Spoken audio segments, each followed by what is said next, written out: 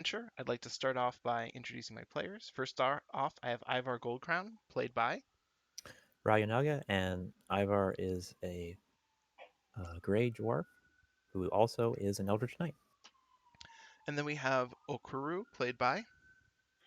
Charwolf, and Okoru is a malicious bugbear monk. Excellent. And then we have Sylvia, played by. A sitting down cerulean. I couldn't think of a good adjective for myself this night. Um, and Sylvia is, as always, a human sorcerer warlock. Excellent. Um, I'm going to leave that alone. Next, we have Raz, played by. Will, and Raz is a half-elf lore bard. Okay. And last but not least, we have Azure, played by. Stormy 827, and Azure is a half-elf paladin. Okay. So let's see, where did we leave off last time? So I'm going to scroll out a little bit, view more of the map here. So last time, the party had done a ton of exploration, having beaten the crap out of the outpost, and they cleared out a gelatinous cube. They'd explored an altar to Jubilex as well, and found a magic wand and staff forge, and they had struck a deal with a drow who introduced himself. Excuse me, introduced himself only as Rizaril, and had indicated that he had a fabulous reward if the party would go and clear out a nearby watch post. And I think he said it was manned by the Xanathar Guild. He Um, did. and Yep. so you are currently in the process of clearing that out and had come across a beholder zombie and some Xanathar's thugs and bugbears. So we're going to start the round off with Raz, who actually, Raz couldn't have rolled initiative last time, so Raz should do that now, and everybody should roll perception for me, because I remembered.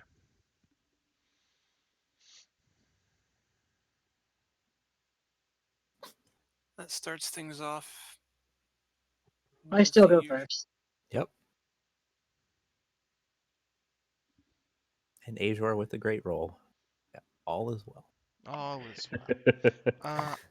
I feel... There it is. Okay. All right, so we've got all of our perceptions.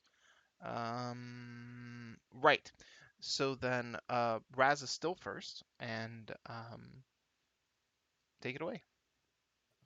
Okay, I'm going to move Mhm. down here. Then I'm going to measure out carefully how many feet away from me. 150 feet. And then I'm going to proceed to blast them all into fucking oblivion with a fireball. Oh Right. no. Oh, you do have a spell. I remembered we'd taken a long rest after the last fuck off, and I hadn't actually used spells. Oh, So, yeah, How convenient that you're going first. very much so. I feel bad for Haleth, but he'll recover. He'll regen. Yep. Oh, literally recover in Mhm. moments, far faster than any of you. Sorry, I'm just having to make the sphere. Yeah, no, take your time. We can I'm all just getting a lot forget. of deja vu whenever Raz deigns to join us again. Relax, guys. The artillery has arrived. Okay. Go ahead and target all your targets.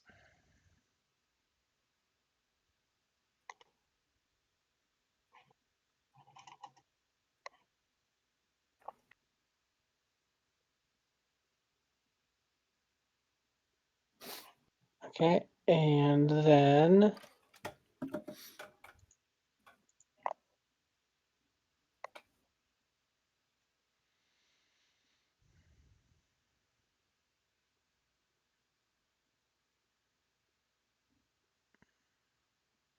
A surprising number of. What? Oh no. Wait, did I miss something? Oh, yeah, his regeneration doesn't function if he's taken fire damage. Huh. Wait, what? Yeah, it's only for a turn though. Hmm. He'll go back to regenerating a little bit, but for now he takes actual damage. I didn't realize that either. It wasn't until all the damage outputted from the fireball that it said disabled regeneration. I was like, uh-oh. And for future reference, it's fire or radiant damage for anybody that has both. But yeah, Okay, and then that was my action, yes. and And then you had part of a move.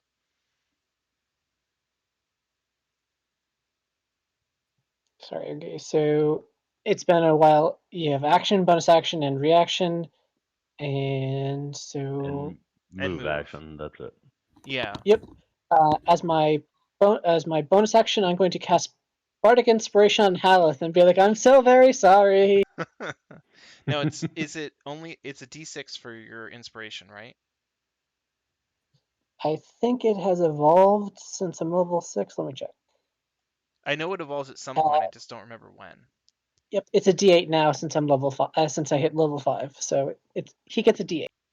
Okay. I'll try to remember when it comes to be his turn. If you're ready, click the dragon head.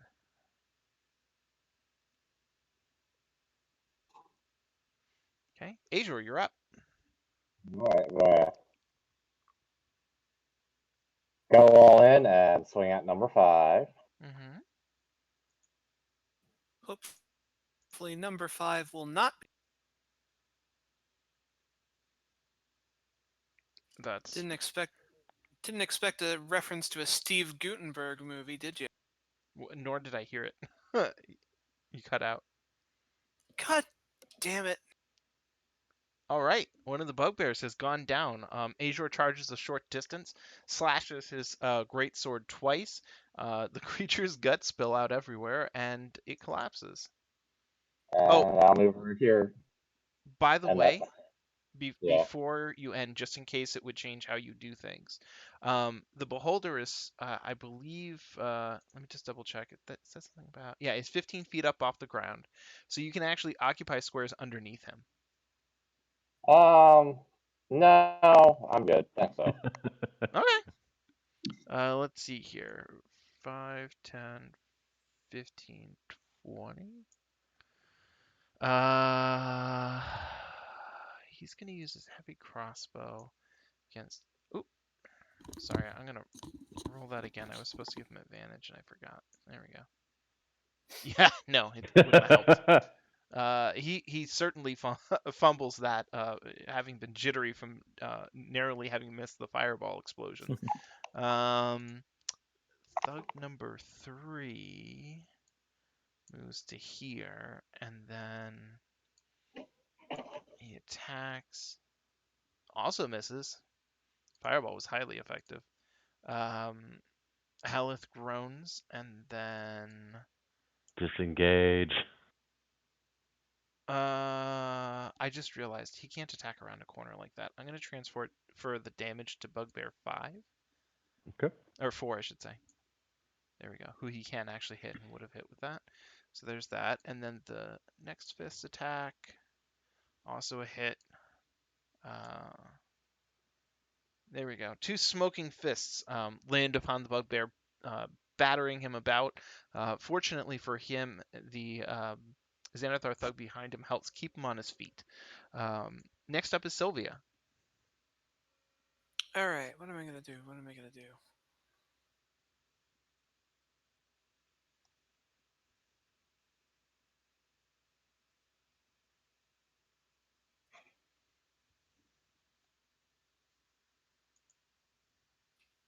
So here's my question.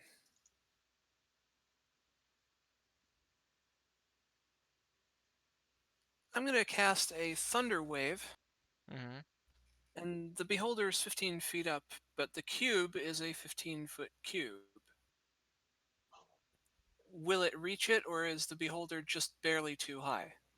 Let me think about that for a second. The beholder is a large creature, so he doesn't just occupy 4 squares horizontally, he occupies them vertically as well.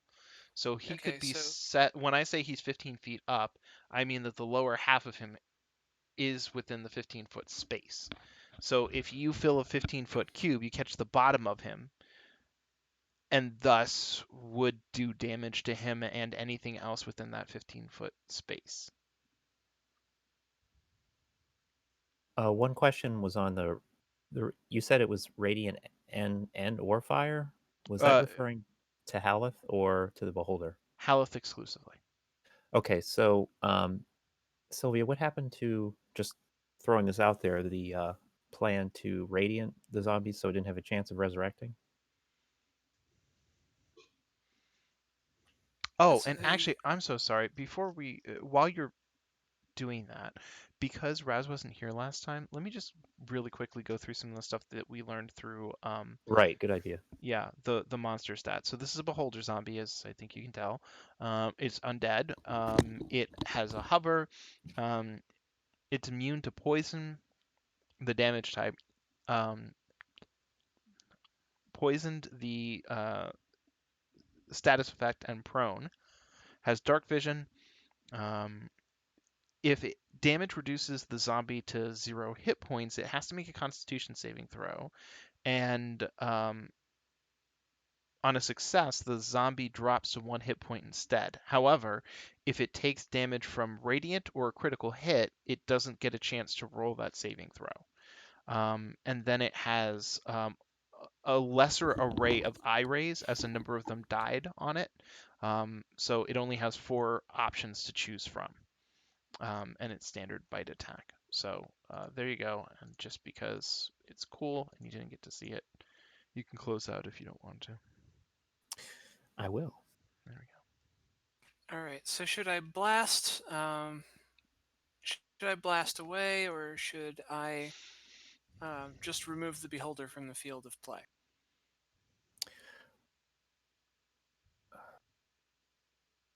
Well, I would think that the beholder is probably very close to death. Um, and the damage potential you have for radiant is what exactly? I've got a guiding bolt, so I can 4d6 it, but I've also got sacred flame. Hmm.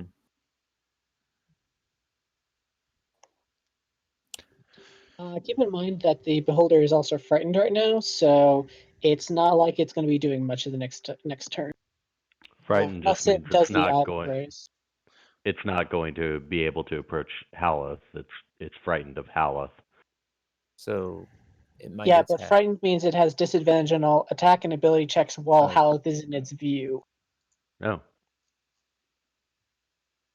All Yep. right. Well, then I would blast away with your first option. by the way, Okay. Sylvia, not to tell you you can't have white dice, but just so you know, the area within the cube that you created is colored white, which makes it harder to see what's actually affected. So if you change your dice color, the color of your cube will change, and it'll be easier to tell what squares you're affecting. Um, Okay. Hmm. Additionally, you may actually find it easier. Oh, okay. There you go. Nice. Looks good. Yeah, yeah, I can at least tell what squares are affected. Um, then, if I'm not mistaken, oh, I think Bugbear 4 is outside of all that. Slightly different then.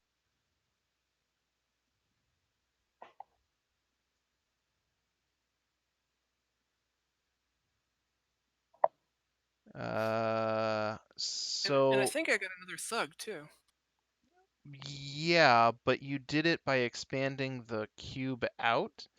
Like, It is still 15 foot. It says though.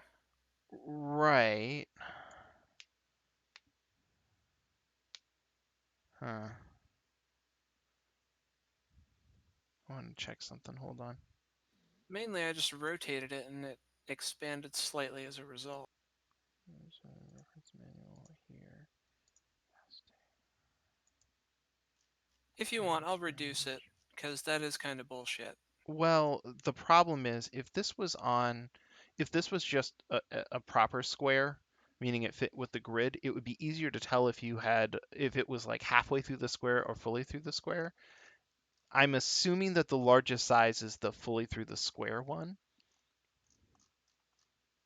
Um, but Christine, may I make a suggestion? Sure. Yes. Please Sorry, make the suggestion. give me 1 second. I'm just drawing something real fast. Okay. uh, I wasn't sure if I cut out again. Always assume you did. somehow targets. Cubes. We've got to get that new router. Cube. Like, if you do it like this, you'll hit all the ones that you wanted to hit in the first place, and the beholder. Okay, I'll just do that. In order to do that, you do have to move 5 foot over so that you're under the actual beholder. Well, I don't have that much movement. That's the reason why I am where I am. Ah, But this version works. Like, I'll still hit everybody the same.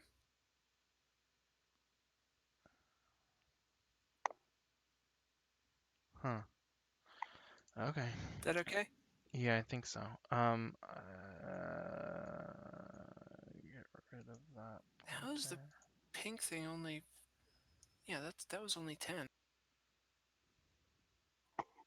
It got shrunk. I don't know how. Anyway, Well, whatever.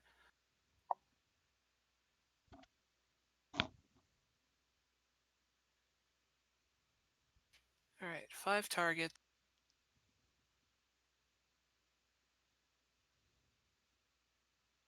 1 thunder cube. Ridiculous rolls on their part. Literally every single one of them saved. Oh, it's gonna be one of those days, isn't it? Well, whatever. Half damage is better than no damage. Okay. So once you get your targeting lined up, you clap your hands together, and a tremendous boom explodes outwards. All of the creatures seem to have been prepared for it, though, and were able to brace themselves against the sudden explosion of sound. Um, Anything else, Sylvia? Okay, I've still got my bonus action.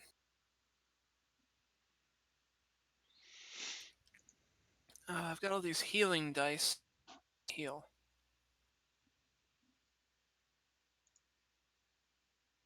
I don't think Hal is in danger of dying, but No, he's not. He well, also, dying again. yeah, no. I'm looking for Al. I don't believe I'll spend 2 he's dice to heal Azure a bit. okay.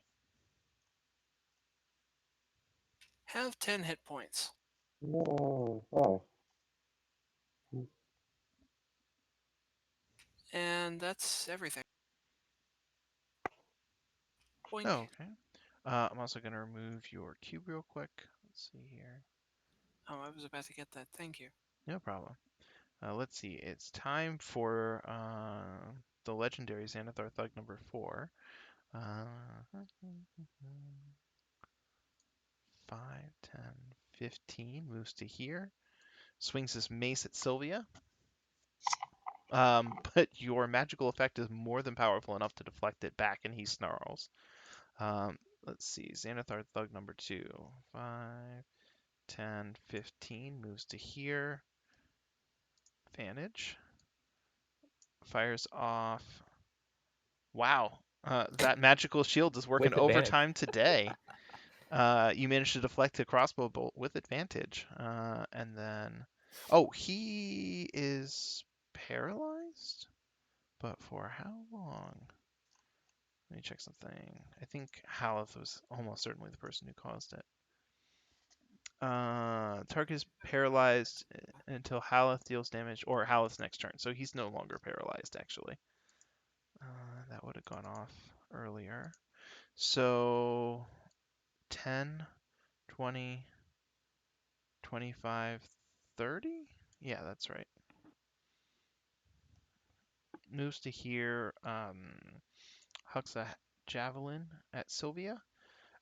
Again, the magical force manages to deflect the heavy javelin, sending it flying. And then it's Okuru's turn. MVP. Wielding my longbow, I'm going to, as a bonus action, add my Kensei shot to all my ranged attacks. And then, do I have a clean line of sight from here on the Beholder zombie? You have a line of sight. It's not super clear. I just need a second to, like, if you want to shoot from here, I need to determine how unclear it is. Because he's 15 feet in the air. He is. You could probably hit his bottom half reasonably easy. I think it's fair to say that he has light cover, or light cover or obscurement, however you want to put that. But that gives you a -2 penalty to hit. That's it. So you can shoot from here, but that's your penalty.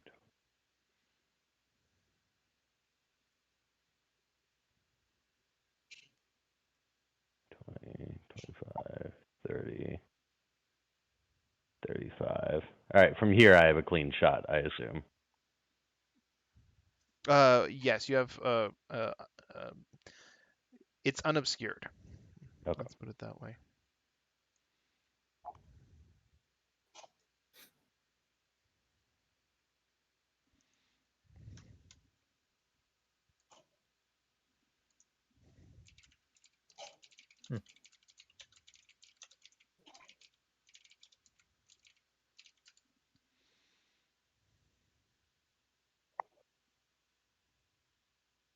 Done my job. Okay, hold on just a second.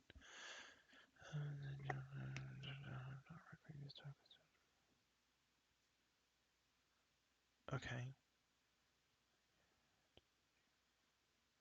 Well, no matter what, the rest of my turn's going to be. Like that. Okay. Yep. Okay. The only thing that I was going to add is when it comes to those corners, just remember that with the exception of magical effects like the Beholder, Mm-hmm. did the Beholder? Shit. There. Okay, I need him to roll a save. Hold on a second. I was busy looking up some obscure rule. Here, Constitution. Wait, why does he have disadvantage? Fear He's doesn't do frightened. that. Is it on saving throws too? No, it should not be on saving throws because it's only on ability checks and attack rolls. Oh, well, that matters a lot because he dropped an 18, so that's 22. So he actually pops back up with 1 hit point. And let me also remove unconscious. Yeah. Okay. So you manage to snipe him, and as he's sort of falling, he suddenly wobbles and then resumes his previous altitude.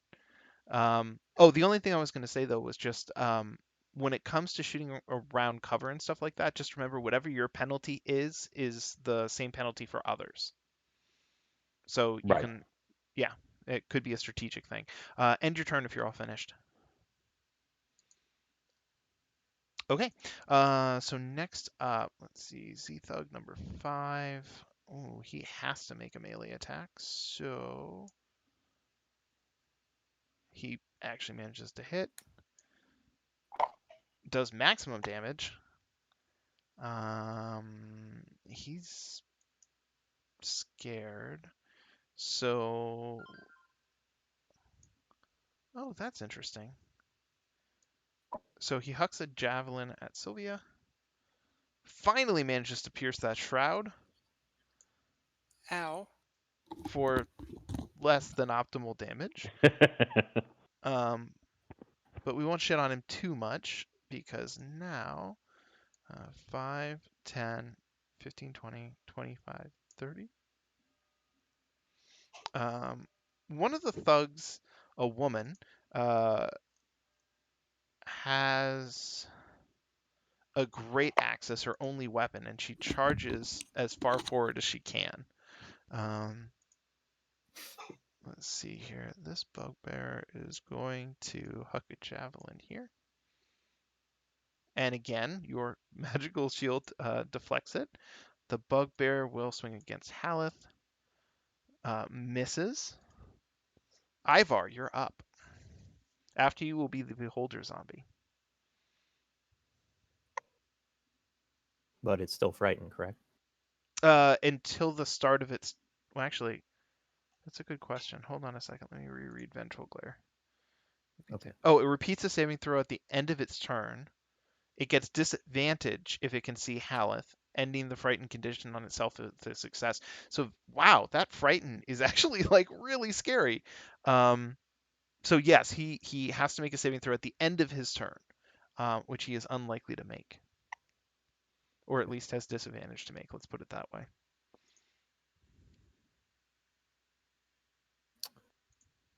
I will try to.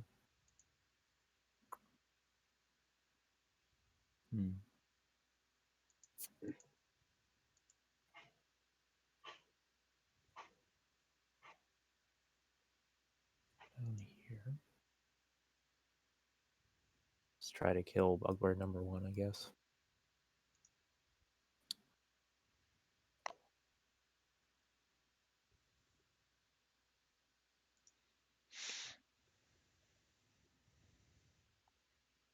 Oh no. All right then. Well, I'm out of movement points, so it's end of my turn. Bugbear member 1 manages to deflect your attack. So next up is or last up I should say, is the beholder zombie. How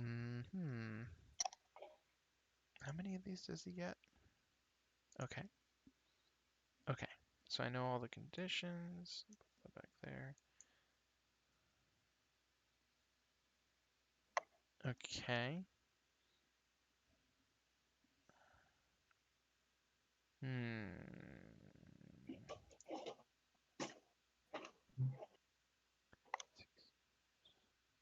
Nope. Oh, okay. I guess we're gonna do this again. A black ray rips from one of its eyeballs and impacts Azor. The necrotic damage tears at him, and you can see him wither and wounds open upon his skin, and he has hit bloodied values. So I'm gonna make him save at the end of his turn. Make sure I click off disadvantage first. Boop. Oof, that is obviously not good enough. He rolls a 4, and then we go back to the start of the turn. So it's Raz. Sylvia, you know what to do this round. 5, 10, 15. And then All the spell slots.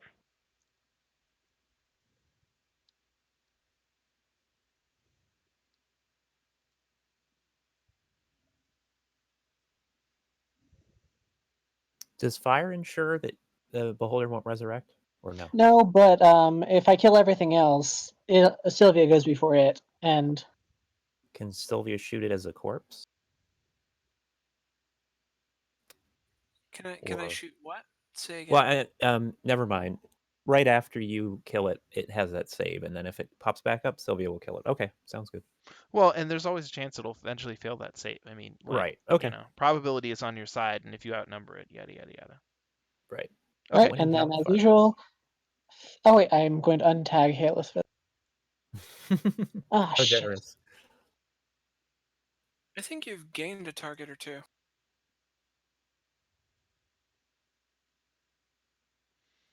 I have no idea what I'm doing. I just caused Halos to target things. That's Help. okay. Give me just a second. Start by going to Hallows target and then clear the host. And then what I'm going to do is I'm just going to let you retarget everything. So go ahead and just click the things you want this time. And that'll be Thank you. fine. No problem.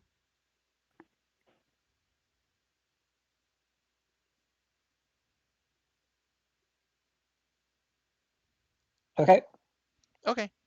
Um, Nicely done. Let's see here. So another fireball blossoms with an ear-splitting explosion. 1, 2, 3, 4 creatures go down, and of course, the beholder is going to need to roll. Let's see here. I can't stop it from being disadvantaged, but it got a 18. So it pops back up with 1 hit point. And I'm let me glad he take just off. pops up with 1 hit point. I mean, it's easy to deal 1 point of damage. So, Yeah. anything else, Sylvia? Or Raz, I should say. Raz. Yeah, it's not my turn yet. Nope.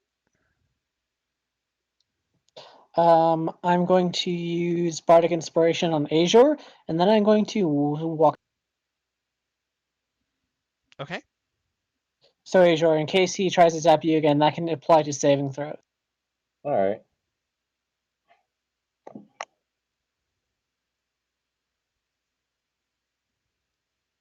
All right, there you go. All right, Ashore. You know what to Hero do. Javelin. Okay. You actually, as long as you hit, I'm not gonna require you to roll any damage. Let me just get rid of this Okay. pointer first.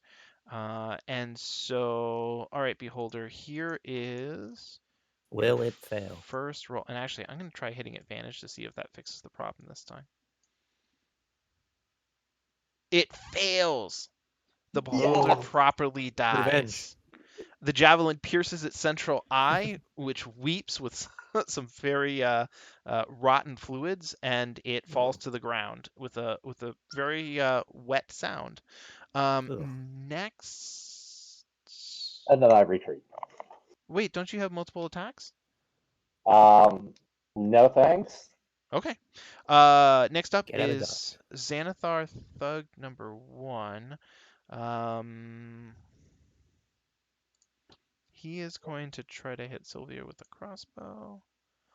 Oh my god. Oh. Ow! I just want you to know that he dropped a 20.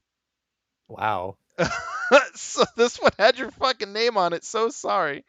Sylvia's finding out what it's like to be Okuru right now. 1 second. Ooh. I'm going to use Apparently I Cutting am. Words to lower the damage that he does by the result of this. All right, 7. reduce that Okay. by 7 damage, and that's my Uh. reaction to the turn. Okay. So. Where is Sylvia? I dealt with it. Oh. Okay. Thank you. I appreciate that. So he's going to cowardly sort of run back here and try to get into partial cover, and then thug number Coward. 3 uh fires off another bolt at Sylvia. A hit. Oh, that was supposed to be with advantage, and I forgot, but that's okay. He would have hit regardless. It hits regardless. And then a crossbow bolt. This one's gonna copy his friend. And then it's Haleth's turn.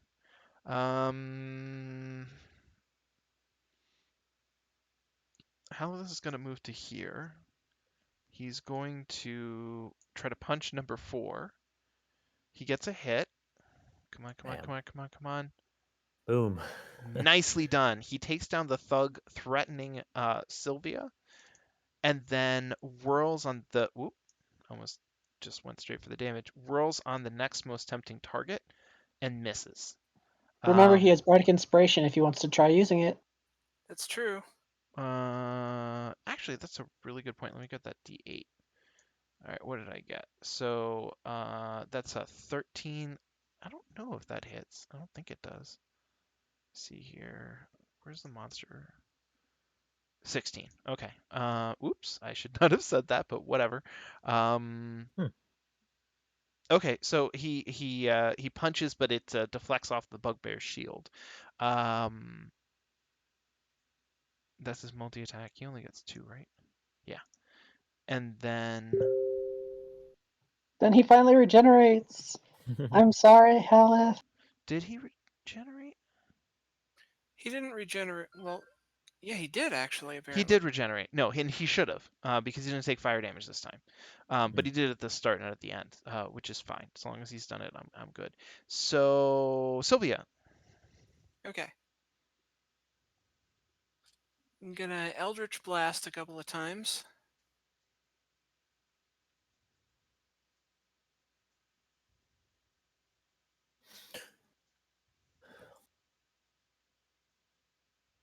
against that guy.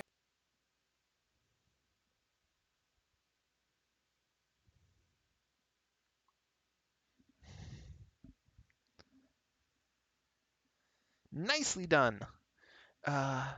Your Eldritch Blast rips across the battlefield and takes down another thug closest to you. And I'll go over here in hopes that somebody else can rush in. We're all like, Ivar, Hailith, go, go, go. Oh, I've still got my bonus action. I'm going to use the rest of my dice to heal Azure. Okay.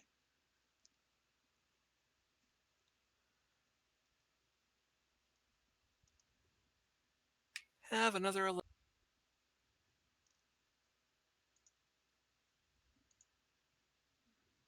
End your turn when you're all set. Once Azure heals himself, I shall do so. Okay.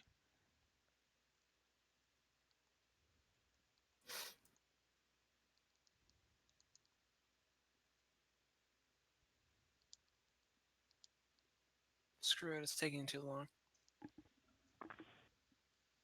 Do you need help, Azure?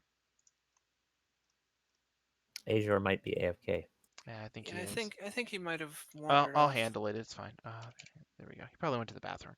All right. So I've applied the healing, and Okori, you can take your turn. Okay. Activating Kensei shot.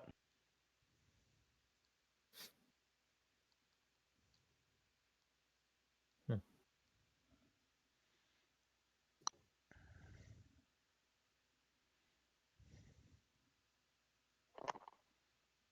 Nicely done.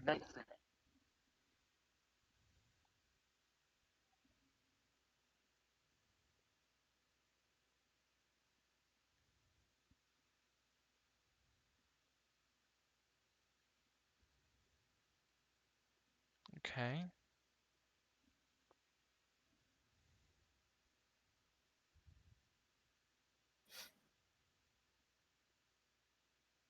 Okay. So you fire off two Kensei shots. They both land, and the thug with the great axe looks at you with just murder in her eyes. Um, but can she reach you? 5, 10, 15, 20, 25, 30. Yeah, actually.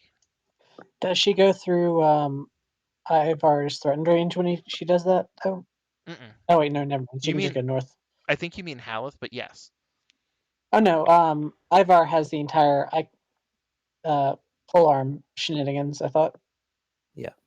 Yeah, she can avoid him. Does... She has 50 feet of movement? No, I didn't think so. I thought I counted this. 5, 10, 15, 20, 25, 30. No, it's exactly right. Yeah, Here. 10 north and 5, then 20. 10, 15, 20. Oops. Ah! What the heck? 25, There you 30. go. Yeah, and you avoid Oh, me you then. count successive diagonals as being 5 foot? They count as successive 5 feet in 5th edition. They didn't in previous editions. Huh. Interesting. Yeah, all diagonals are just 5 feet now. Okay.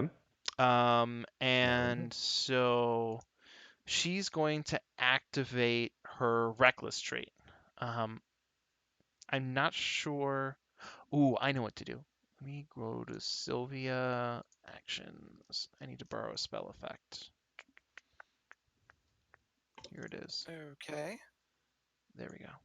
Okay. She's activating her reckless effect. Anyone that attacks her gets advantage to do so, but she gets advantage on her attacks. Mm-hmm. Barbarian trait, basically. Indeed. And it seems to have paid off. She swings her great axe for actually rather middling damage, but even so. Oh, you're only wounded. I thought that said something else. That's it for her turn, sadly. Oh. See, this bugbear, this bugbear can't run away, but at the same time, he really doesn't want to be fighting Haleth, who's regenerating directly in front of him. So here, we'll just do this and hope it works out. Okay, so he manages to land a hit. Haleth, grunts from the impact, and his steely glare locks onto the bugbear, who withers. And now it's Ivor's turn.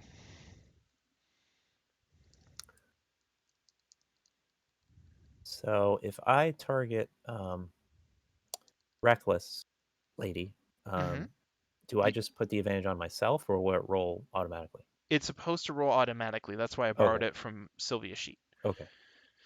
So I'm just going to try and firebolt her out of here.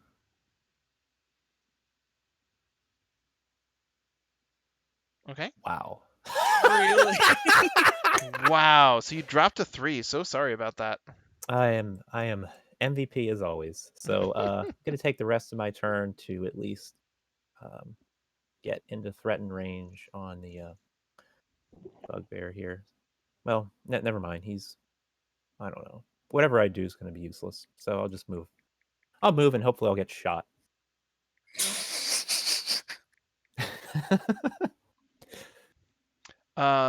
Okay. So Raz, you're up. That armor doesn't look flattering on you. Fuck you. And then bonus action healing word on Okoru.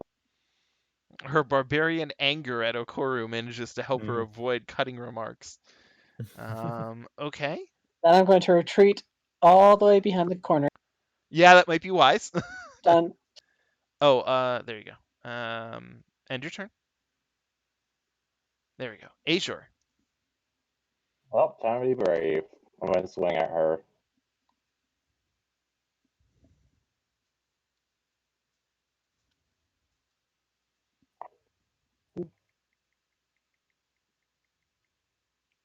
And swing again.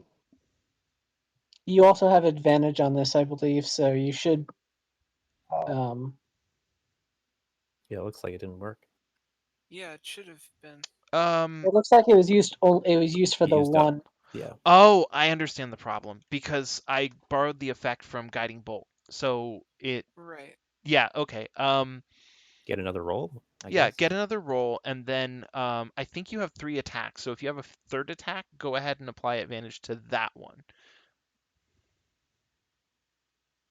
I don't think a level 6 paladin has 3 attacks. no, I only have 2. Then I'm mistaken. Just roll again, and it'll, yeah. A level 11 fighter has 3 attacks. Okay. Hmm. Um, she Okay. absorbs a mighty amount of damage, and she's Yeah. bleeding profusely, but she's still up. I'm So at this surprised. point, Xanathar Thug, oops, pokes his head around the corner. What's the range on this thing? I'm Oh, just trying to get shot. way more than enough.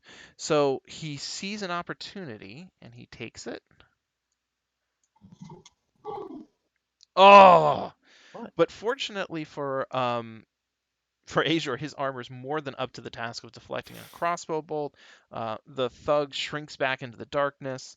The next thug comes up. He is going to run around the corner a little bit just so he can get clear enough line of sight.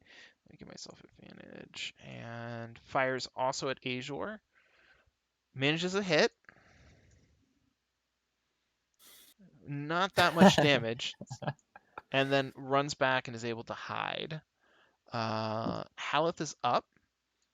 He's going to punch the bugbear directly in front of him. This Goodbye, is bugbear. this is definitely almost the end for the bugbear.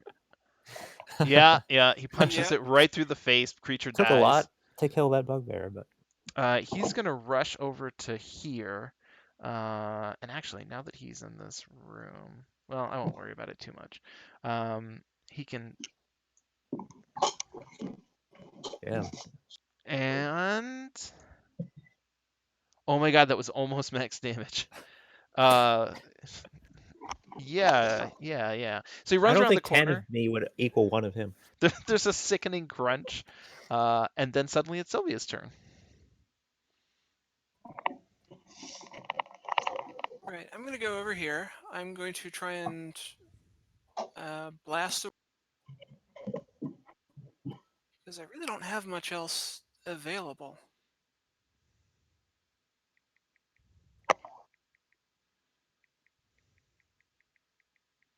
There we go.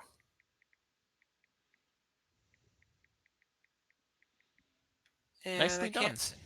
I can't see anyone else for a second blast unless I move. Can I move and do a second blast? Yeah, you can attack at any point during your movement. You can Okay. even attack multiple times during your movement.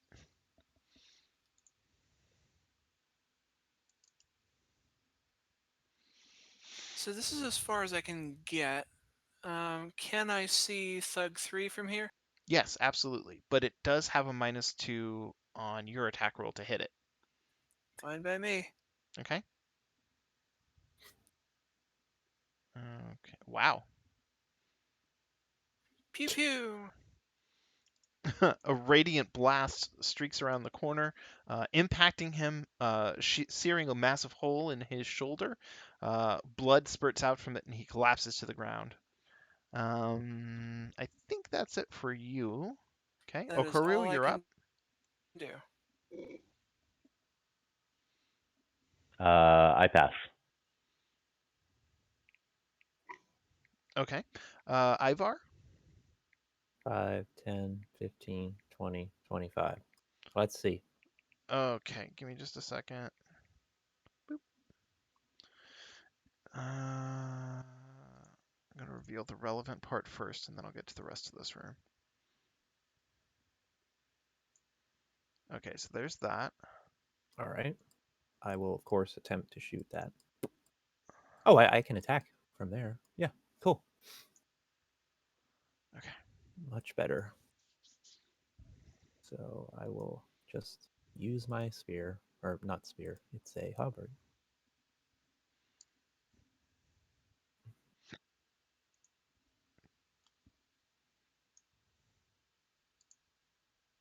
Attacking again.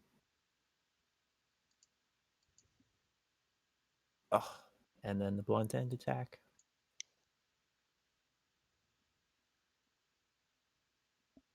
Okay. That's my turn.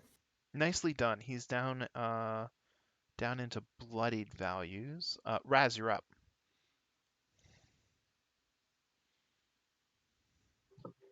I will go there, and then healing word on Azure. Okay.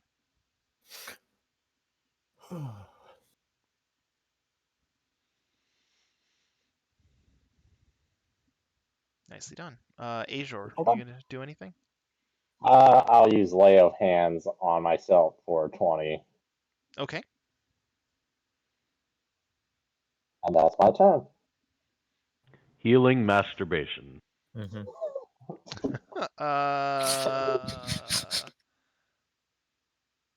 He fires a crossbow in desperation, manages to sink into a crack in your armor.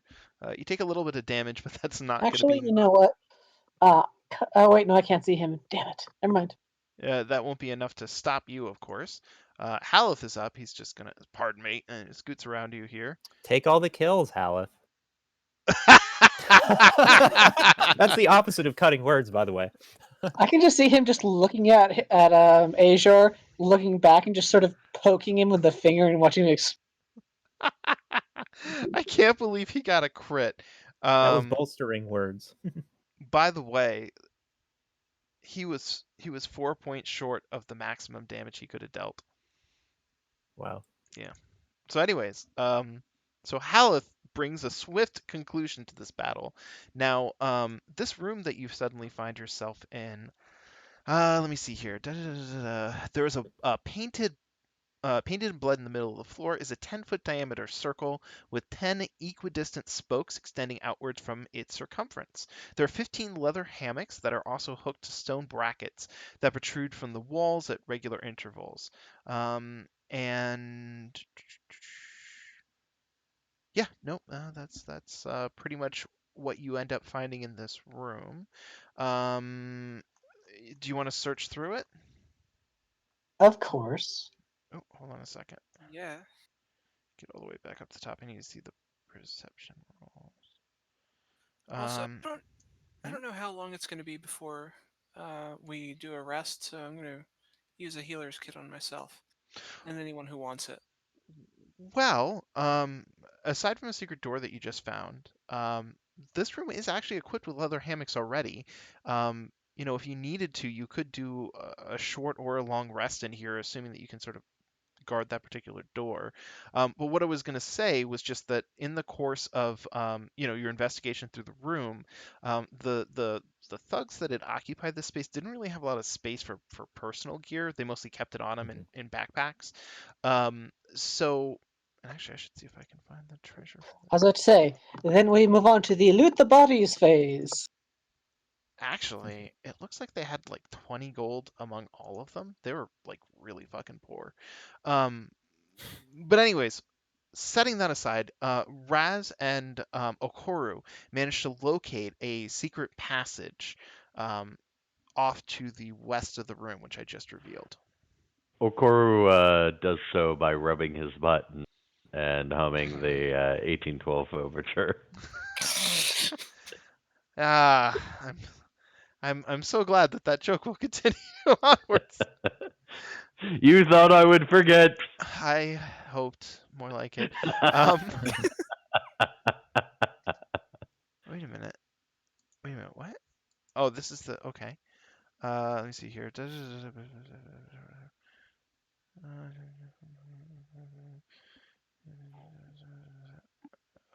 Okay. So, let me. Are you guys going to search the secret passage before you rest or do whatever else? I say we rest first. Okay. And are you taking a short or a long rest? I'm What's fine it? with the short, but it's up to everybody else. I can have 2 Yeah, extra fireballs on a long rest. I will do whatever the I'm party okay. says, though. All right. I'm going to do my favorite thing. Of course.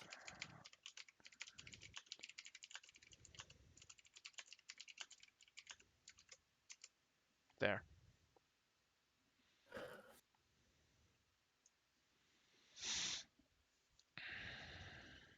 And this is area 20.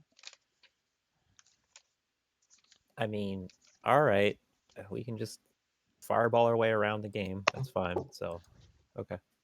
I mean, I Weren't did it you in playing a previous games. wizard last game? I was I about to know, I say. know, I know, I know. It is kind of easy mode, but hey, we deserve it. Okay, so you guys are going to take a long rest. I already have the watch. Let me check something here. Oh, I'll set up an alarm, by the yeah, I way. was going to say that. Yeah, I'm gonna want to do that. Okay, and then compare to this. Okay. Excuse me. Where are you putting the alarm? Well, we're all in here, so I'm gonna set it in the doorway. Not that doorway, the one we came in through. I'll You set mean up the a bear passageway? trap in that Oh, I see. doorway. Here, Oh, just okay. just to help everybody out, you guys entered through. Oh, for fuck's sake! There we go, right there. Every time I was trying to grab the center of the goddamn square, it would grab the map instead. Okay, the wand of secrets points at the secret door that you No, went no. to. Oh, No, that's recharging. Okay. All right. Then I'm just gonna go ahead. So during the course of your rest, during the long rest, I'm just gonna check the order. Who's in two? During the second rest, Sylvia manages to hear, coming from the south of here. It sounds like really heavy footsteps, Hmm, um, from somewhere down there. You presume it's through the door. You don't think you're hearing it through the wall. It's, hmm, pretty freaking solid. That. And you're uncertain. It sounds like there might have been between um, one and maybe four footsteps. It was a little hard to tell. Um, so yeah. but the noise And does actually that? recedes off before the end of your watch. Sorry, go ahead. Okay, that was exactly what I was going to ask.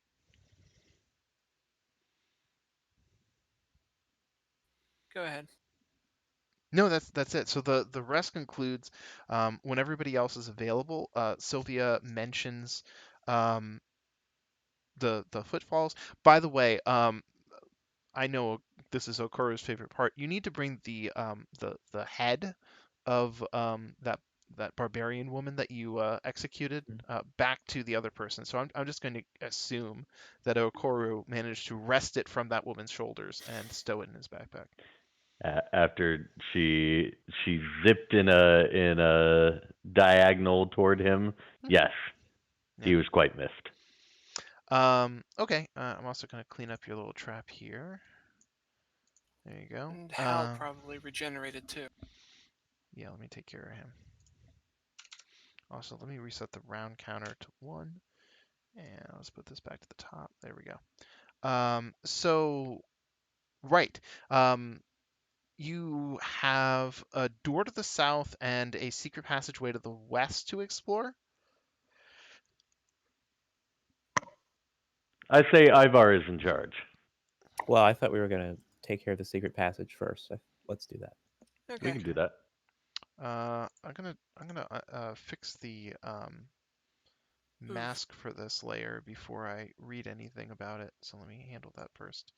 Uh, da, da, da, da, da, da, da, da, da, da, da. I think it would also be perhaps fair to say that as far as you guys go, if you find a secret room, you immediately search for more secret rooms, right? Mm. Hmm. Okay.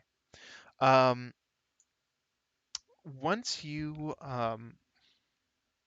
press a stone into the door, the wall actually just recedes into the floor itself, opening a passageway beyond. Um, let me see. Okay. Uh, there's an alcove to the north, and it has an arch embedded in its back wall. And carved into this arch's keystone is the image of a rust monster. Um, this looks very much like several of the other magic gates that Halaster has sprinkled around all over the place, and like the one where the most recent recurring joke has come from. This one is different, um, mostly because well, it has a different keystone. Also, this one is elaborate, but it has a very different design.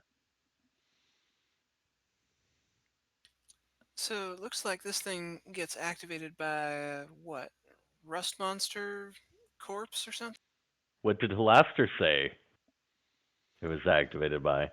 Um, give me a moment to make it up. Uh, Making werewolf howls at it? Halaster said that you have to touch the arch with your right hand and slap your closest companion with your left hand in order to activate this arch. Hi, Sylvia. Sylvia, are you actually going to go along with this? He is a monk. Oh God, why not? Okay. I mean, I objectively I know It, why not, but it didn't say I have to slap her hard, just, yeah. Oh yeah. No, that's part of my assumption here.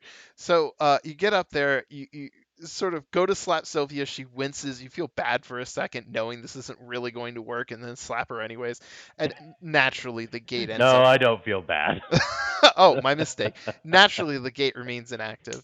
Um, yeah, no. Well, worth a try. Anyways, do the you video. have no idea how this gate is activated, but if you want to experiment a little with it, there doesn't seem to be any time pressure. Didn't we run into a rust monster on this floor? Yes, Yeah, you we did. ran into two of them.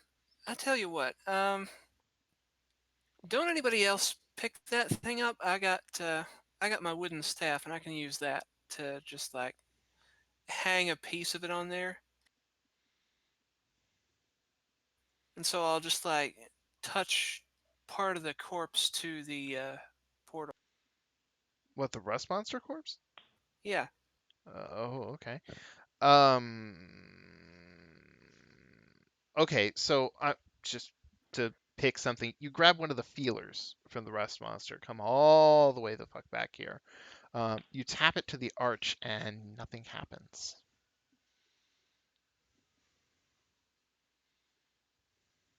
Well, that was useless. I just toss it aside. Would you?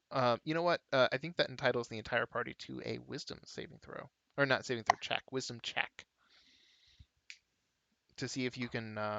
Actually, you know what? Make it an intelligence check, because this one is more about deducing, than it is about wisdom.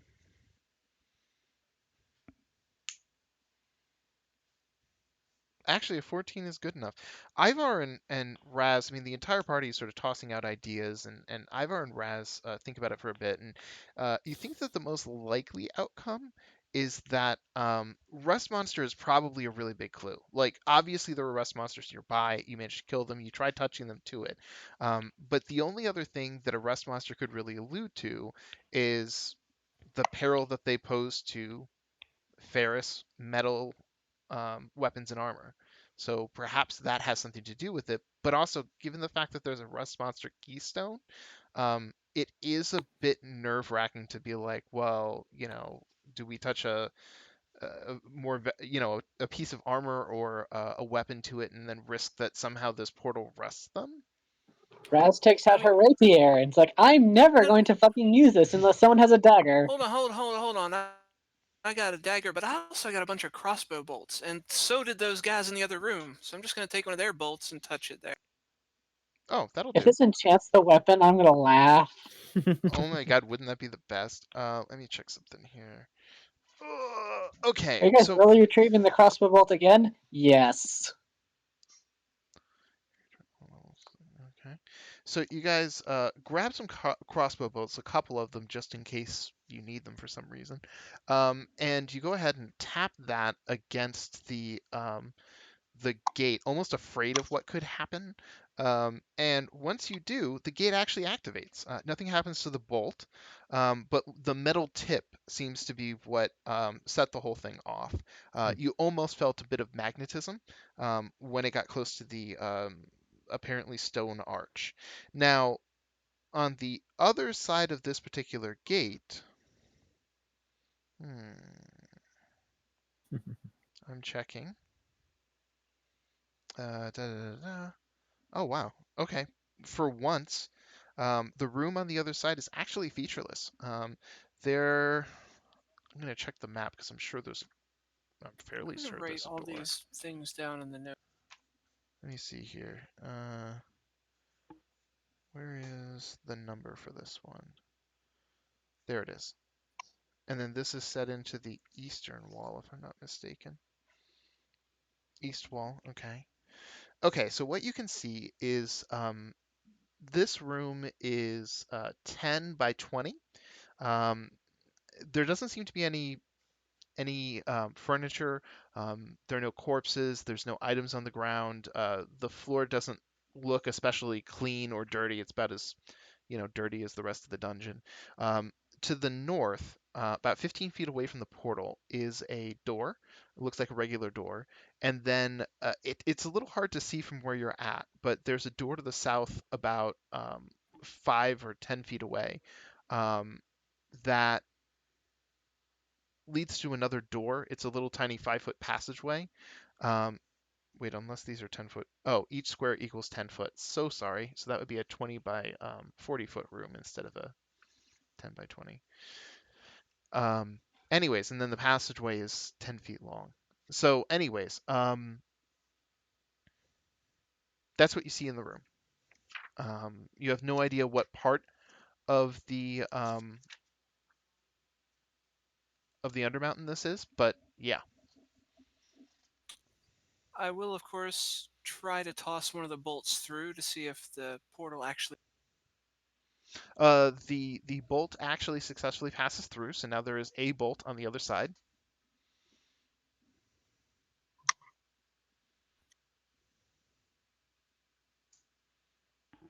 Oh, so we can actually use this one. We can, should we? I mean, A, we've still got to deliver a head, and B, this might be like sending us to our death on level 14 or something. You can always send Bat. That's true. I will send Bat. Okay. So you indicate to Bat that he needs to try to transcend the portal. Bat flies towards the portal gingerly, and when he comes up against the I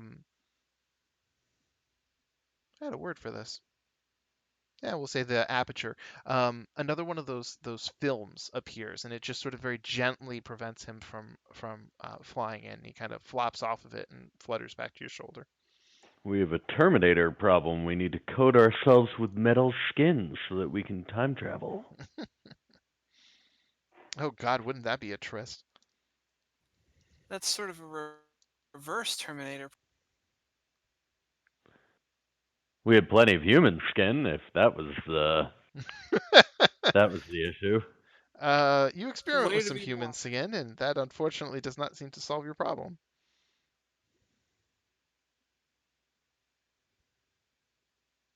Raz is going to put her hand up against the film. Okay. It feels taut. Push.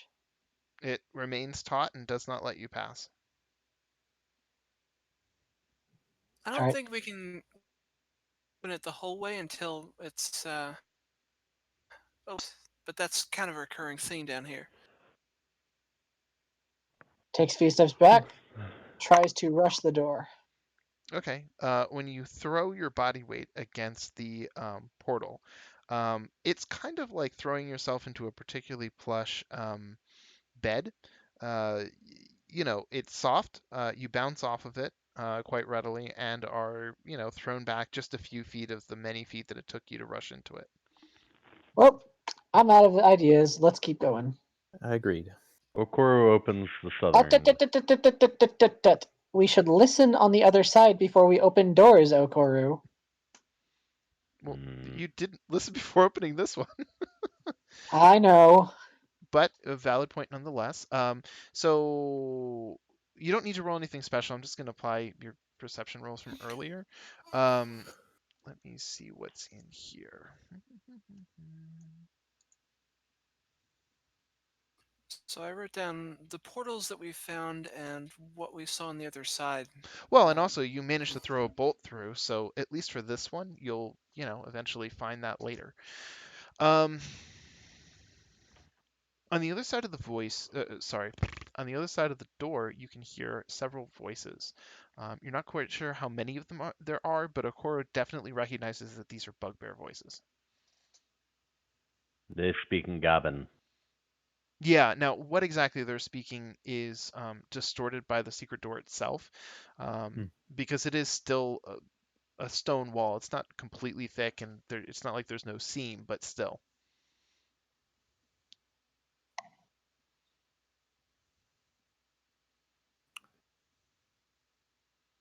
So what are you gonna do? I want to open up the door, but apparently But apparently, I'm being countermanded by management. oh, Well, now that we know that there are bugbears behind the door, you can potentially go through the door and pretend to be one of them. Just opening it randomly would have gotten you pincushioned full of arrows again. Yeah, pretend you're that guy that we let go earlier. Bardic inspiration to help with this bullshitting. By the way, sorry to be a little picky, but Sylvia and Ivar probably want to not be in this space, otherwise you'll be fully visible when the door goes down, because it just goes completely down. There's no, you know. Okay. Okay, I'll hide behind here. so I'm gonna go like that. And let's see here. Okay, so you open up the door. Um, and there are three very surprised looking bugbears. They look a little confused. Um, they don't seem to recognize you, and they're already holding their weapons. But prior to opening the door, their stance seemed to be very calm. It doesn't seem like they're expecting you at all. Hey guys, I hear we have some adventurers down the western way. You guys better march that direction. Go help. Boss says that you need to go take care of them. Oh, I actually revealed too much of the room. That's fine. Uh, wait, the western where? What western part? Further down that way, away from me. The bugbears exchange glances. We just came from there. I don't know, man. Humans are weird. The boss says go down that direction. Says some pissant elves are traipsing around in her shit. Roll a deception check and include your bardic inspiration on that. I thought you were going to tell them to go to the east. Honestly, I'm surprised. Toward you? Yeah, we're waiting.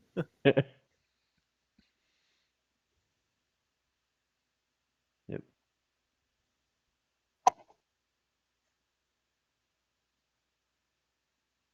Oh no!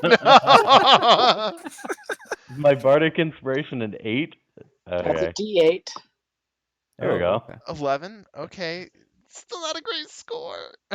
It's an average score. let me Actually, it's a little better than average. let me check their stats here real quick. Okay. Nothing wrong with light failure. Uh, um, actually, you know what? I'm just gonna go like this. Oh, that okay. Um, one of the bugbears looks at the other. Um, Nadia didn't even know that this was over here. Why on earth would she tell us to check the other end of the tunnel? Who are you with? We don't recognize you. You don't? I'm with the folks up north. I just joined that gang not too long ago. Look, if you want to talk to Nadia yourself, you can go back and check in with the boss. I think it would be best if you came with us while we check in with the boss. Sure, I'll go with you. They He seem starts heading through surprised. the door. Okay. Hey, boss, the guys want to check in on your orders for them to go back west. uh, so with Okoru shouting, that would give you guys an opportunity to move. Are you just gonna stand there, or are you gonna move? Yeah, definitely move.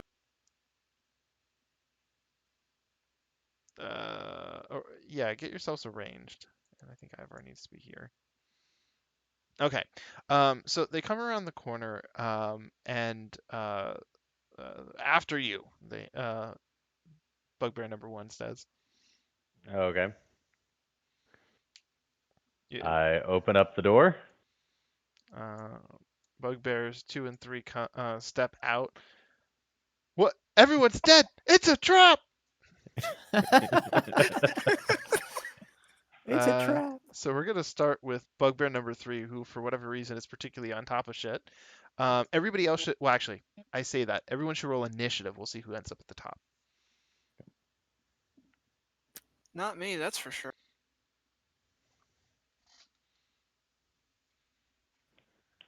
Okay. Um. Hmm. Hmm. Hmm. Are you turning into the Skeksis? Sure, just for a moment. Hmm. He hucks a javelin down at Raz. 1 second. Cutting words to see if I can stop that as my reaction. Oh, I should have. So that turns it down to a 14, which I still think hit. You get a plus on cutting words. What?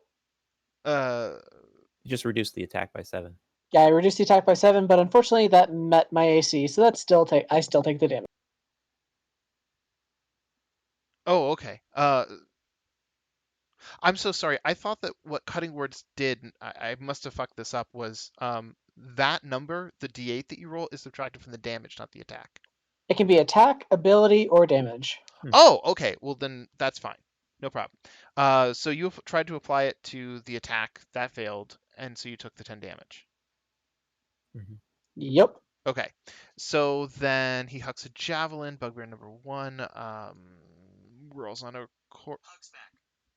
What the fuck? Did you guys hear that? Yeah. I I did. heard something. So I was saying things, and then Google seemed to think that I was talking to it, and it didn't understand Bugbear attack, so it said hugs back. Aw, phone, I love you too. Anyways, he swings his Morning Star, and Okoro very easily dodges out of the way. Your opponent has very few reflexes. And Okoro, you're up. Look, man, I tried not to kill you. You're making work for me. Plenty, it would seem.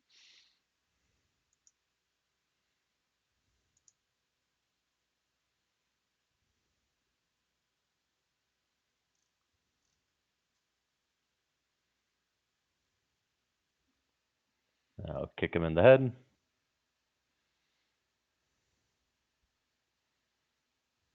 Mm. He manages to roll with the kick a little bit. But the Warhammer really messed him up quite badly. Haleth is up. He's going to charge forward to here, just to make sure nobody can move effectively. I don't know, Bugbear number 2, swing and a miss. But it's always that left hook that gets him. Just like Okoro. Wham!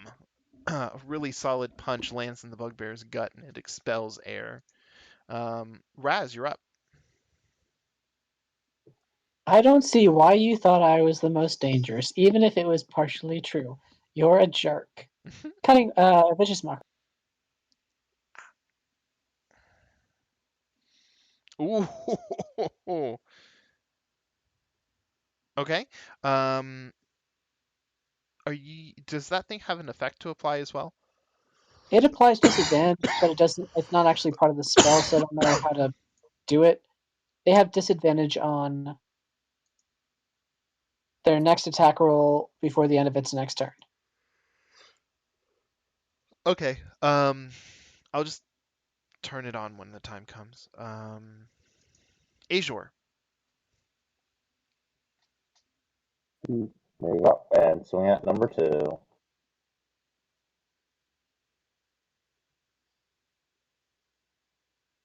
And swing again.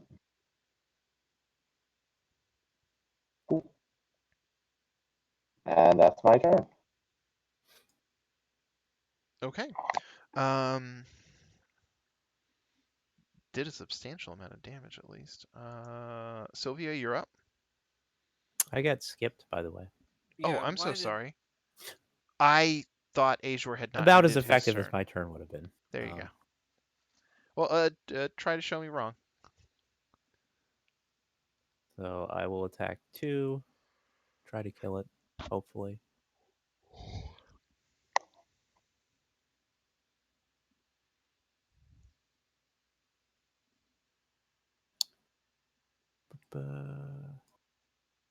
Hmm. There you Okay. go. All Once right, you get and into range, you cut him down with your pole arm. then I don't have to move to attack 3, so I'll attack 3.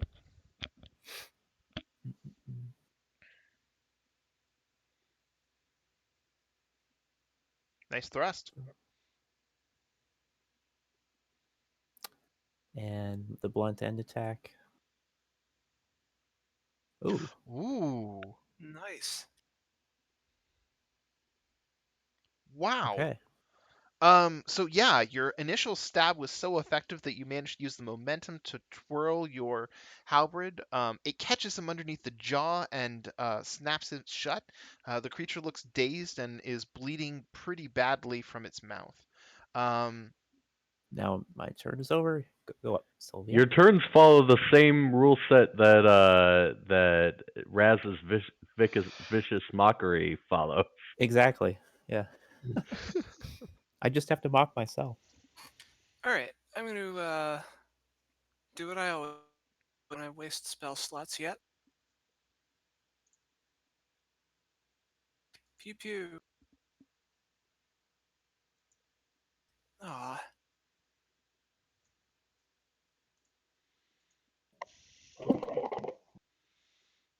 slightly better. Yeah. And that's my turn. Well, actually, no. I'm gonna cast Shillelagh real quick, and then I'm done. Okay. Never know when you guys will try and charge me. I suppose. I have doubts that they're going to last that long. Bugbear really doesn't have a lot of options, so he's going to swing at Haleth. Manages to hit.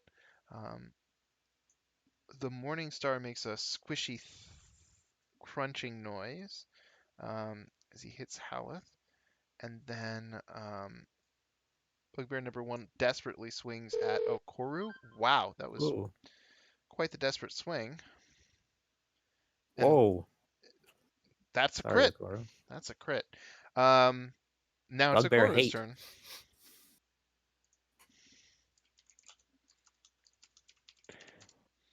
Okoro stabilizes from the blow, turns around, says, "Excuse me."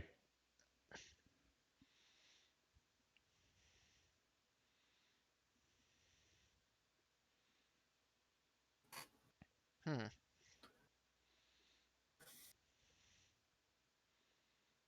Ooh. There you go. Oh. So after he says excuse me, he swings his warhammer once, hits the creature, knocking it slightly off guard, and then uses the follow-up to crush its skull. Then he turns back to his opponent. Well, it can't all be successes. Got to save it for Haleth.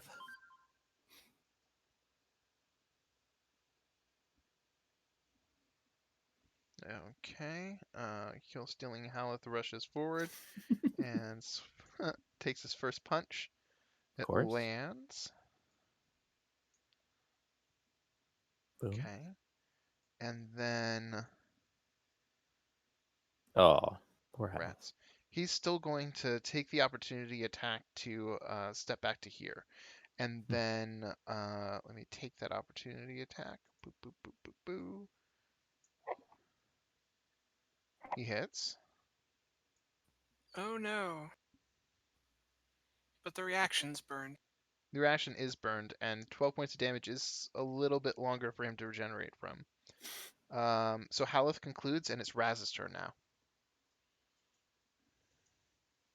This is such a waste of time. You are such a waste of time. I'm mocking you. Hopefully this works.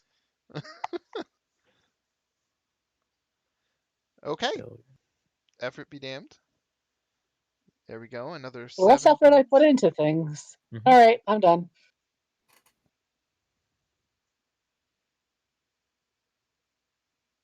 There we go. Azure? Swing. Wow. Swing. Wow. I've been It's there. like the first time Azure has missed. Well, consecutively, anyways. Um,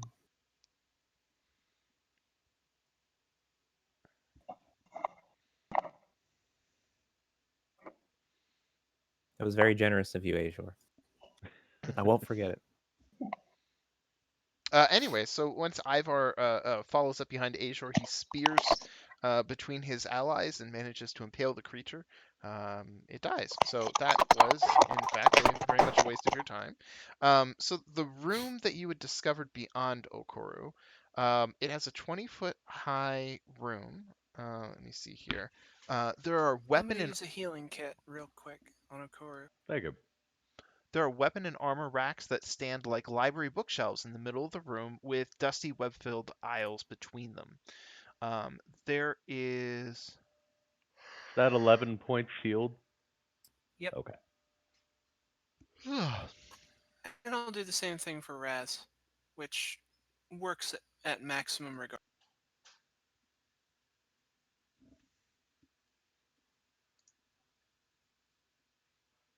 Okoro does tell the party, those guys said they just came out from the west. Yeah, and they met with the lead. They Where the were leader came from that direction. they seemed surprised that that secret passage opened.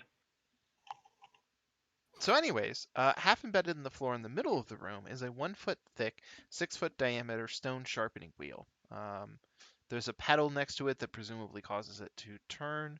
Um, it looks like the bugbears have been rummaging through a collection of dwarven morning stars and casting the undesirable ones onto the floor. Um, and the room also contains a dozen suits of plate armor, scale armor, chainmail, as well as scores of shields, battle axes, morning stars, warhammers, war picks, and javelins. There are a Ooh. number of them that have deteriorated away to the point of being useless and irreparable. Rust has eaten away at a lot of the metal, and dampness has rotted the leather straps and bindings on shield and armor. That said, there is a single piece of plate mail that is still serviceable enough to function as armor. Raz is going to make a gigantic display and say, I cast Detect Magic, and look directly at Azure, smiling. You cast Detect Magic. You're going to have to. No, Raz doesn't have Detect Magic. I believe Azure does, though. No, I do.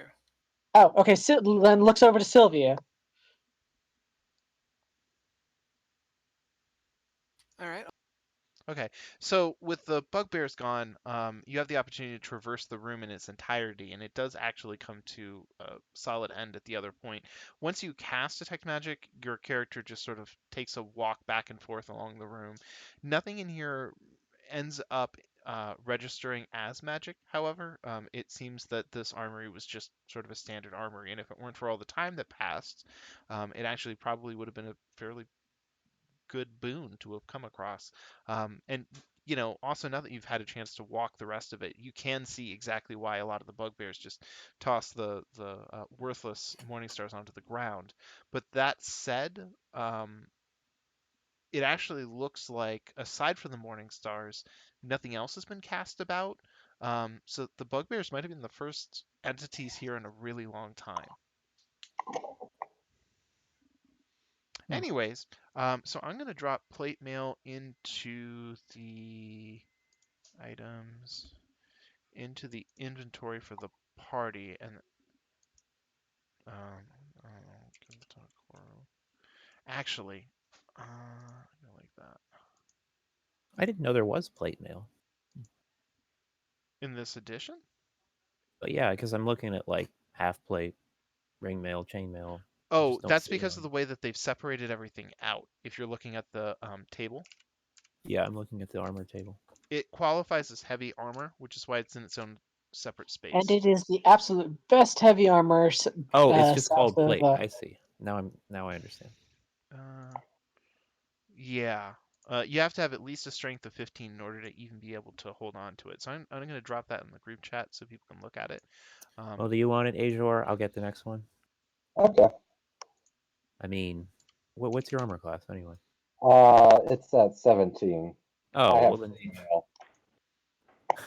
that's right. You have a shield. Let me have this one then. Yeah, go ahead. Okay, thanks. You get the next one, or whatever it is. Okay. It's And it's I've a even better dwarf one. sized too. It is. Oh, that's Yeah, great. the whole place is a dwarven armory. So the plate mail is in your inventory now, so you can go ahead and equip it whenever you're ready. Thanks.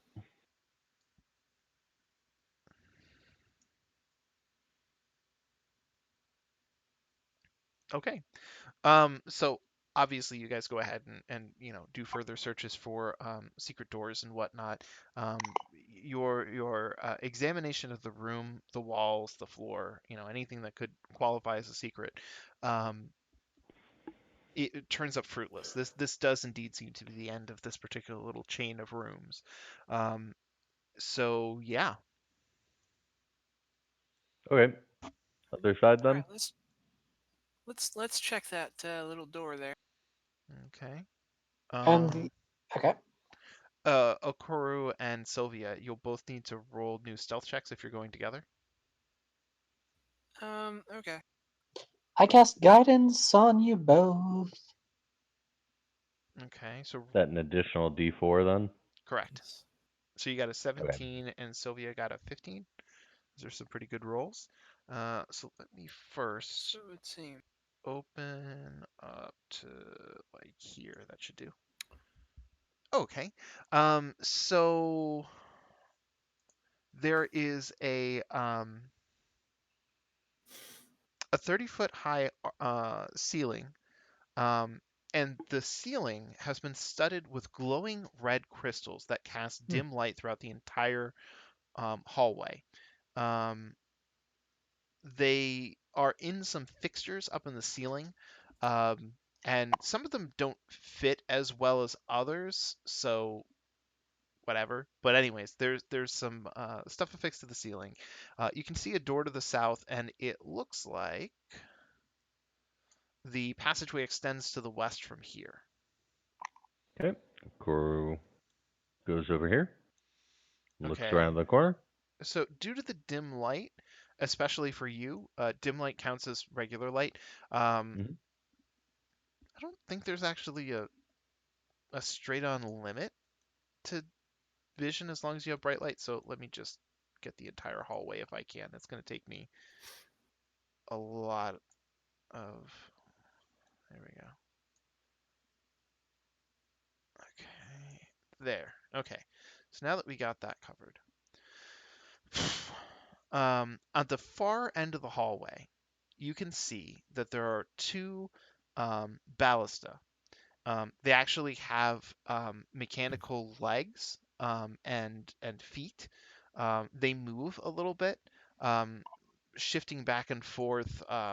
You're not sure if they're steadying their position on the ground or Hmm. uncomfortable or something. But they seem to have been animated. Is there anything else? Now, behind them, there is another door, and they've both taken up positions to be guarding it.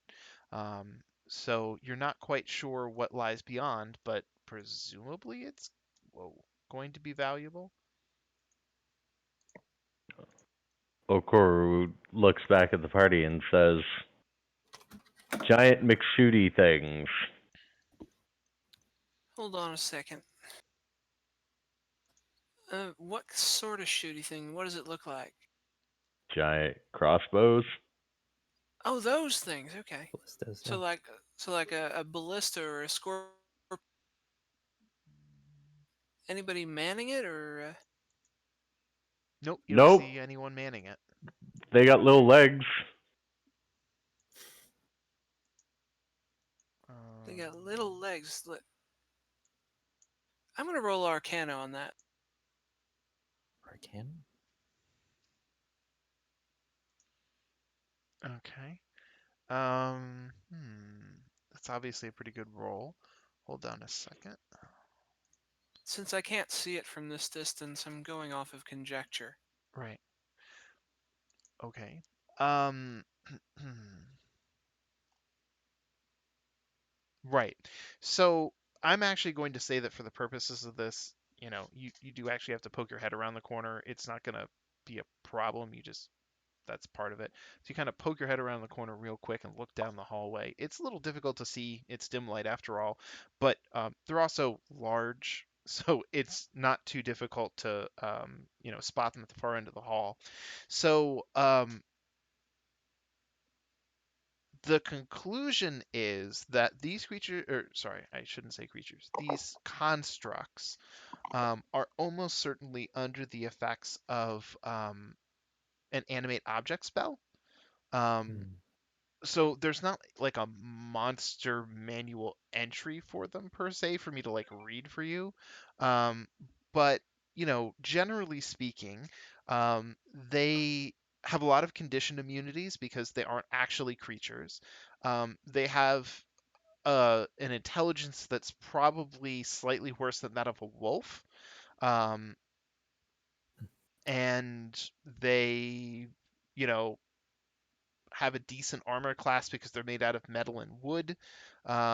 Now, the other thing that's really worth noting is that they have a limited range that they can sense things. When you animate an object, it can only see out a certain distance, and but that distance that it can see is blind sight as granted by the spell. So that means even if you're invisible, it can still see you as if you weren't. I have 120 foot of range. I could just shoot them. Well, and actually, I'm going to grab your targeting just for a second because I'm curious Mhm. about how many squares it is away. It's about 180 feet, if I'm calculating correctly, because I am pissed they chose to fireball screw you. Yeah, it looks like it's about actually 175 feet from Okoro, 180 from Sylvia. So you're pretty much right on. But anyways, my sole point here is just that there's some distance, and you can't be sure what that distance is, beyond which they just can't see you. Now, at the moment, Sylvia has poked her head around the corner. Okoro has done the same. They have blind sight, so even if you were stealth, they'd just be able to see you. Mhm. So it I'm gonna might be safe to assume that either they don't consider you to be hostile, or it can't see you. Oh, you know what? I lied. If I roll at disadvantage, I have a range of 600 feet, so I can just plink at them from behind this cover forever. If they can't move, then I'm just going to eventually destroy them with arrows. Yeah, and my crossbow goes 320 if I've got disadvantage, and I've got bolts for days. With Me all the too. thugs, I with can all the craft more when I run out. yeah, And there's bolts in the next room too. Oh yeah. yeah, yeah. Uh, shall we just pepper them with arrows until they die? Uh, Tactics. does Go for anybody it. else have something, some other I'm option? kind of curious to see how this goes. I want to see what happens. Mm-hmm. All right. I'm trying to think I about the most efficient way to represent this. I continually activate Kensei shot. Hmm. I just poke Let's light around the corner. let's Pew light a torch and make sure the pew arrows are on fire, so that pew. we have a chance of lighting the things on. It'll just do fire damage. It won't actually ignite them. That's not a function of fire arrows.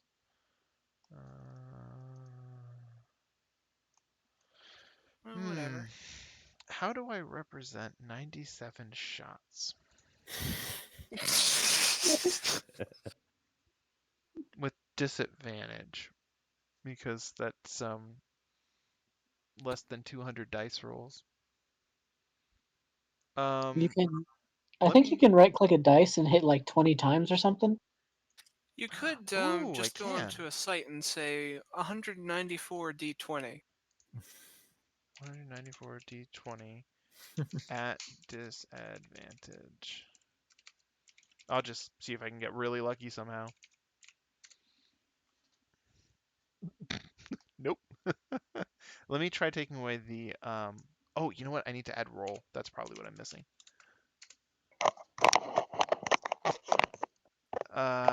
Okay, this brought up a whole bunch of stuff about disadvantage.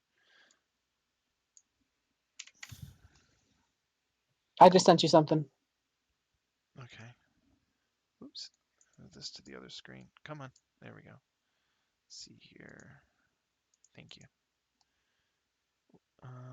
Will this let me roll with disadvantage? Doesn't look like it. But that's okay. D20 attribute? What is this? Oh wait, no, never mind. That doesn't work. There was a thing that I found. Well, if you have a link to it, that would be helpful. I'm still going to keep looking to see if I can find. Um, maybe if I add a space, that'll help.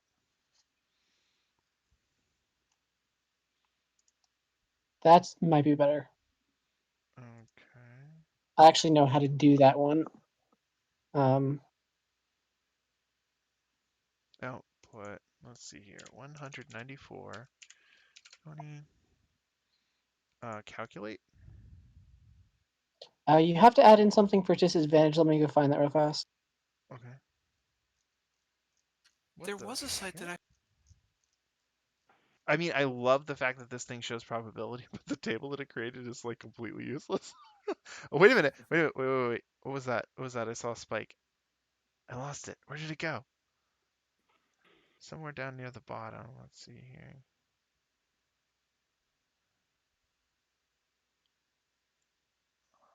Yeah, but I don't know what 4.8 means. Oh my god. Where the hell was that site that I found? Here it is.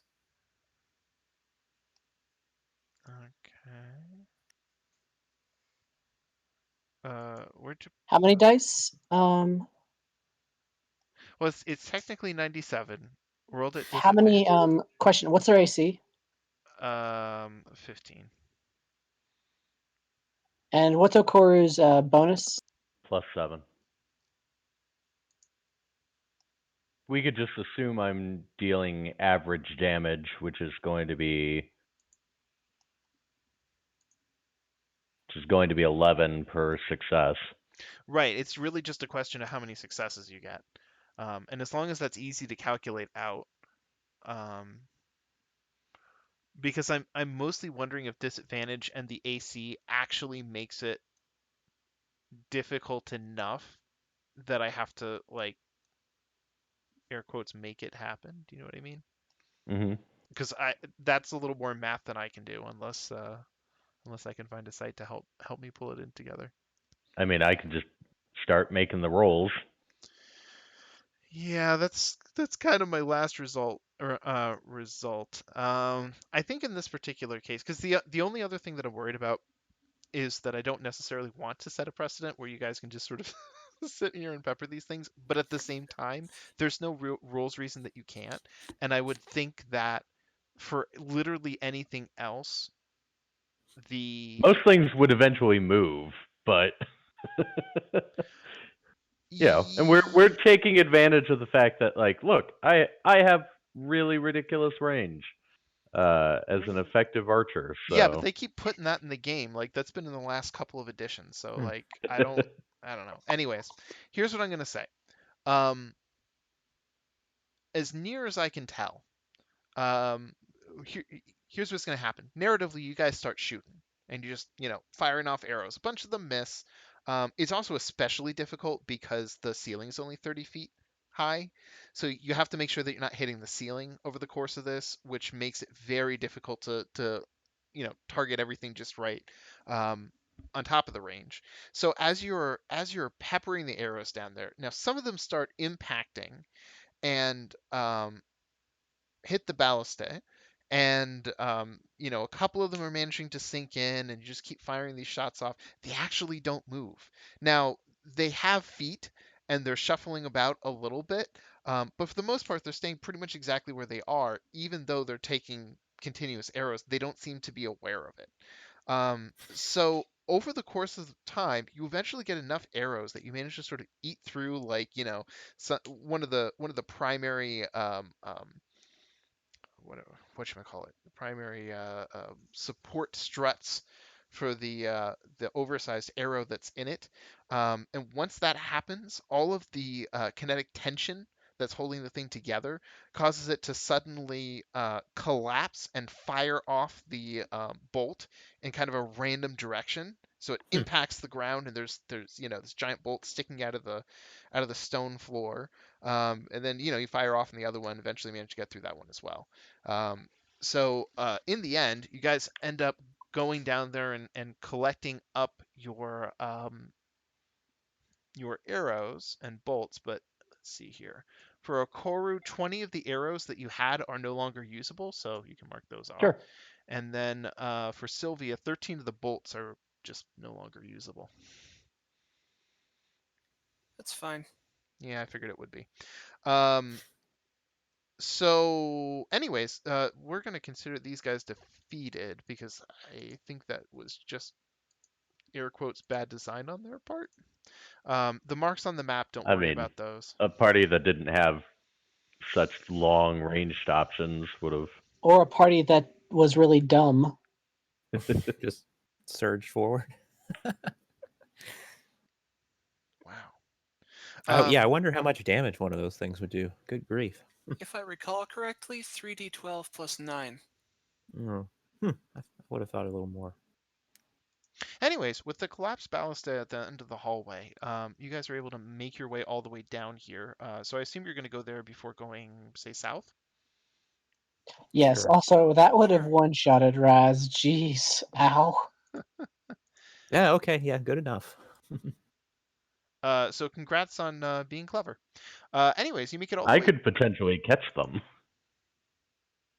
Catch a ballista bolt. Oh, It's yes, he can with his wow. monk ability, catching arrows. Oh, God, and then he's been able to throw it back. Which is really funny because, like, okay, so I'm imagining this thing is maybe the size of like a small birch sapling in terms of diameter. So, like, you're just using two fingers and you're sort of catching it out of the air, and then you're like, haha, and then you flick it back at them. Yeah, I buy that. Yeah, exactly. It's very monk. Um, I ride anyways, it wearing a cowboy hat. Woohoo! so you guys make it all the way down to the end of the hallway.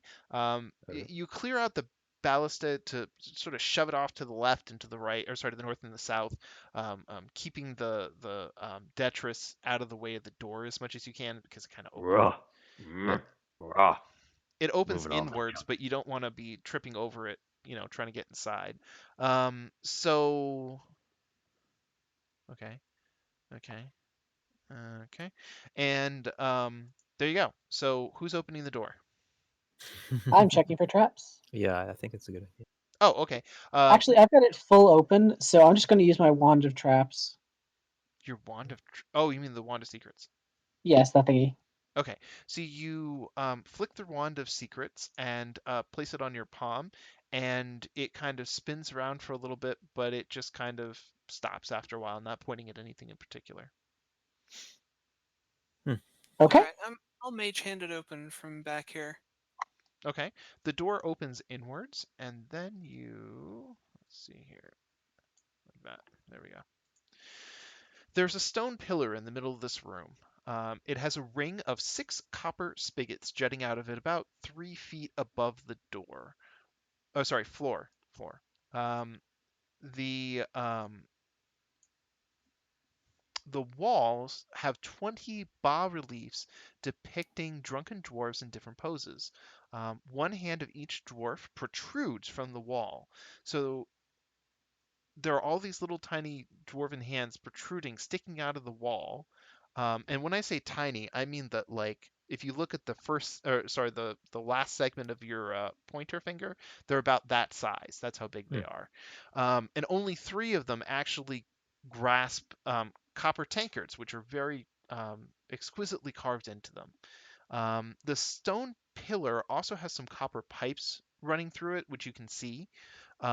They are connecting past the door that you can see off to the west from here. Um, hmm,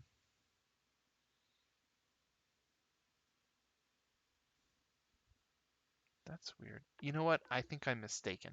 I apologize. Um, I misread something that's in here. Remember how I said 3 of them have tankards?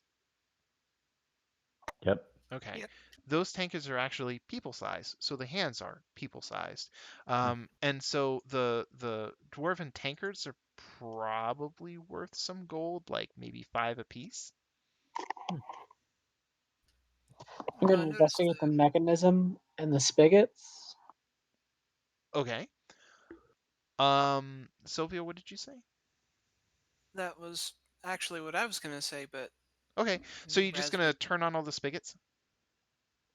No, no, no, no. I'm going to investigate them. I'm not going to turn on the things that might like spew out poison. Just sort Oh, of seeing okay. where they're going, stuff like that. See if there's like anything weird. Okay, so as near as I can tell from this description, all of the spigots, the pipes follow the pillar up to the ceiling. Then they sort of fan out a little bit so that they can become 6 side-by-side sets of pipes. Those pipes run along the ceiling and they go through the wall above the door to the west, out of here. So the investigation mostly just reveals that um, the copper has held up surprisingly well over however long it's been. Like a lot of this place is thousands and thousands of years old. Um, and copper, especially, is known for oxidizing pretty badly. Um, this copper, however, doesn't have any holes in it that you can see anywhere along the pipes. The outer layer has oxidized, but when you sort of scratch out a little bit, there's fresh copper underneath. So it seems like these copper pipes are surprisingly thick, um, or at least the material is. They are, if you press your forefinger and forethumb together, that's about the diameter of the copper pipes. So kind of a standard pipe diameter. Aside from that, there's not really any mechanism involved in any of this. I mean, you know how a spigot works, so that's kind of all I can tell you. Do we want to check out the other room before we turn these on? I don't know. Let's see. I mean, it looks like a watering hole. So let's. I don't know. Let's see if we can water our holes. Well, Wait, that sounded wrong.